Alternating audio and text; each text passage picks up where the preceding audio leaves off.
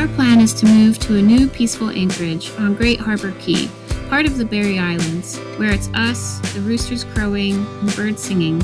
We walk the quiet quay, talk about why we had to come to the Bahamas, then make our way through narrow mangroves that cut across the island to end up on a beautiful, deserted-feeling beach. Where is everybody?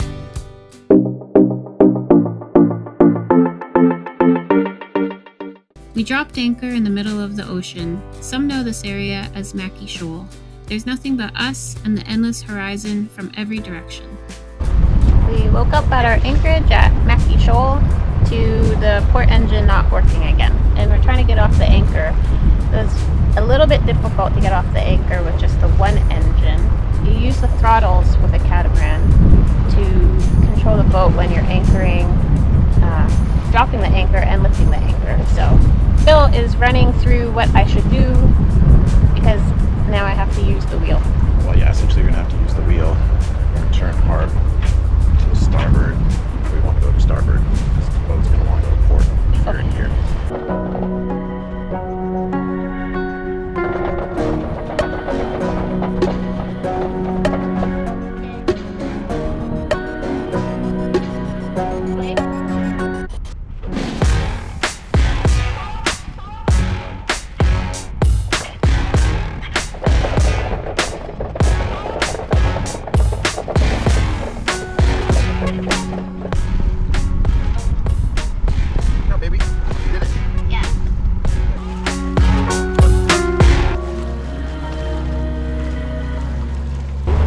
Home.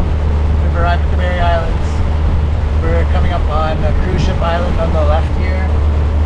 Looks like there's 3 cruise ships in there with a whole bunch of activities like a hot air balloon and water slides. Fun stuff, which we will not be doing. And then our island is to the right, Bullock Harbour. So, like I was saying, those are cruise ship islands, Royal Caribbean, and I think it's Norwegian. I don't know. It's Royal Caribbean, and we'll say Norwegian Cruise Lines, but I forget who actually owns it. They own those islands, or they're leasing them out privately and exclusively for themselves. So you can't go ashore, you can't do anything there. No boaters allowed. We're going to Great Key Harbour, and there's Specifically Bullock Harbour. Bullock Harbour is where we're aiming for.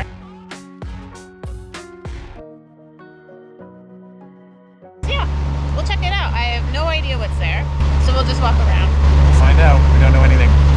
Living the dream, sailing out to sea.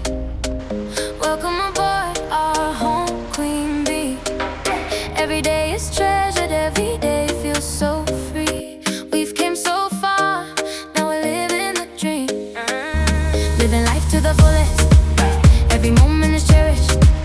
Every day is an adventure, nothing else matters. So long as we're together, we want to capture this moment and bring you along for the ride as we share our journey with you, sailing off at high tide. So, without further ado, here's our new episode. Sailing Queen Bee, sailing off into the blue. We're trying to get over to our anchorage, which is way over there. But this is actually the deepest water to get there, and look at this, it's pretty shallow as it is. So I'm on watch, I have polarized glasses on, and basically you're supposed to always assume the charts are wrong for the Bahamas apparently, because they don't chart their waters the same as we would in Canada or the States. So apparently every single chart you look at is different. I guess there aren't any standards to go by. I'm not sure, that's what we read in the book. So basically I'm on watch just to notify Phil if I think it looks shallow. And this is our best way of preventing grounding.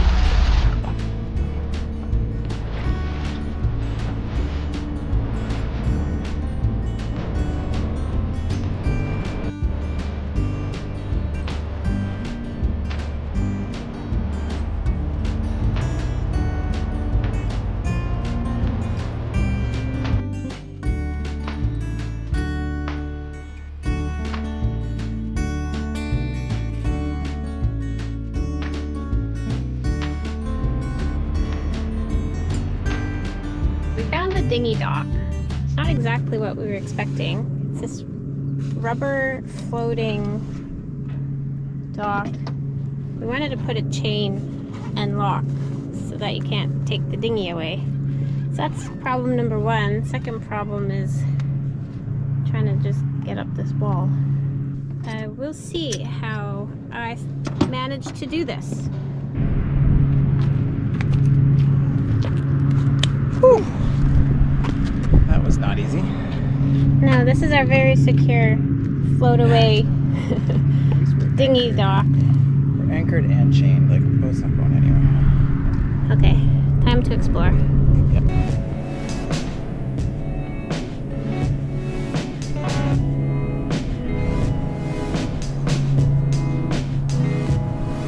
Not the most welcoming dock, that's for sure.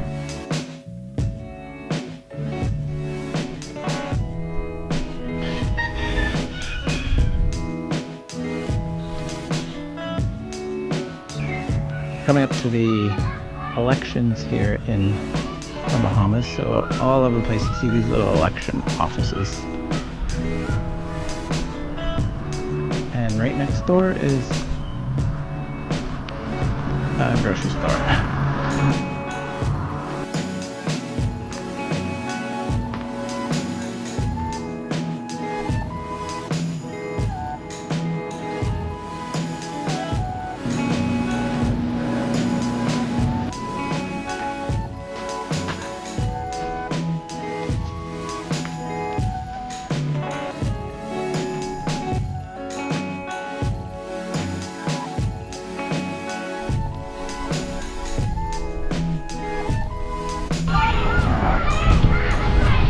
Right in front of a beach of conch shells. Look at all those.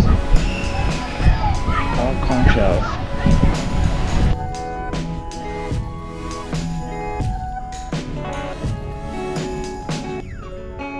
Why we came to the Bahamas. It's more than the turquoise waters and the white sandy beaches. It's actually because of tax savings. If you've been following along, then you know that we bought this boat in Florida and it was US flagged in the United States. We are Canadian. We decided to register it to Canada, but we can never bring it back to Canada, or at least we don't want to bring it back to Canada, because that would mean that we would owe a lot of taxes in Canada as soon as we bring it back. So if we left the boat in the United States, we would owe the Florida State Department the sales tax for the boat. So they gave us a certain amount of time to get the boat out of the country. And the Bahamas just seemed like the natural place to come. We haven't been here. It was just across the Gulf Stream. So we decided to come to the Bahamas. We sent in our proof that we are here in the Bahamas to the United States, and they have approved us. So we no longer owe sales tax. We can stay here for, I guess, as long as we want to in some ways. But we have a plan to only be here for a month, go back to the States, check out Chesapeake Bay, but it's more than that. We also need to be out for hurricane season, which starts July 1st and goes to about the end of October. Now that we've left the States and we've proven that we're out, we can now go back and get a 1-year cruising permit without any tax implications. So that will allow us to get the boat up to the Chesapeake Bay, where we're going to spend the summer.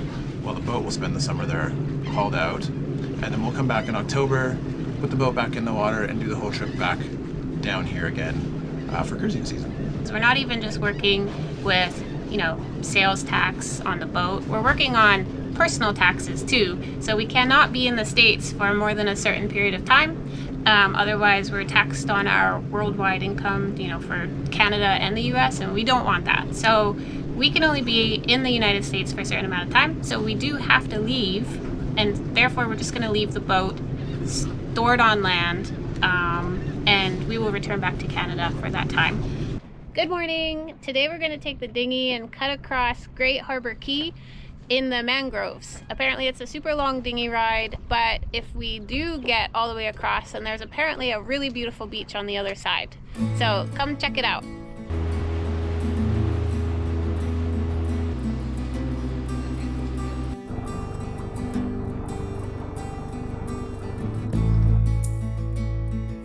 I haven't quite mastered steering with a tiller and can't get used to turning the handle in the opposite direction. Luckily for me, Phil can steer the dinghy very well in these narrow mangroves.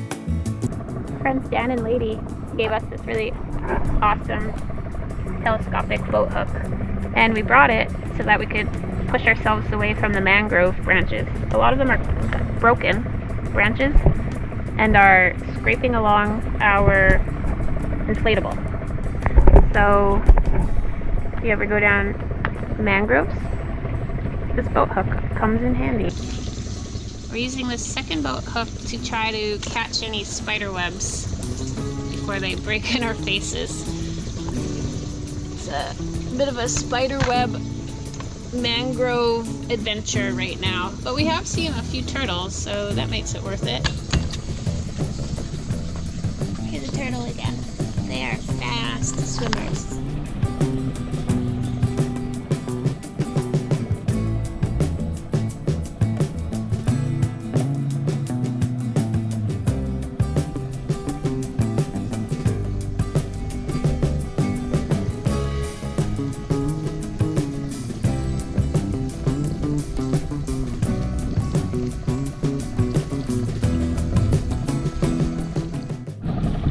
Made it through the thinnest part of the mangrove, and now we're out, coming out on the east side, hopefully.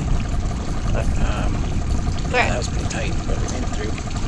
We're out of spiderweb mangroves. Yeah.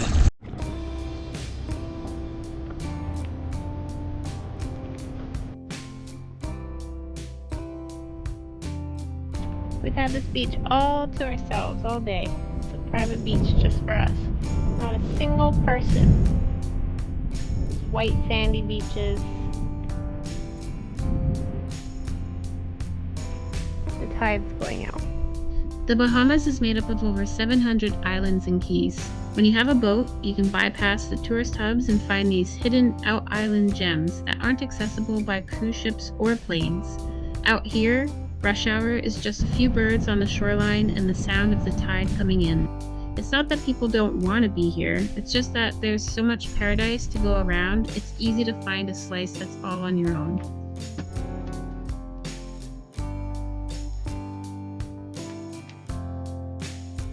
We appreciate you sticking with us until the end. If you're enjoying the journey of Queen Bee, please remember to subscribe. It's the best way to support the channel. In our next episode, I face my fears. We're breaking out the Code Zero, but not before Phil has to scale the mast to get us flight ready. Then we're heading out into the dark for our first ever overnight passage, 19 hours at sea, with alternating shifts at the helm, as we set our sights on the Abacos. We'll see you in the next one.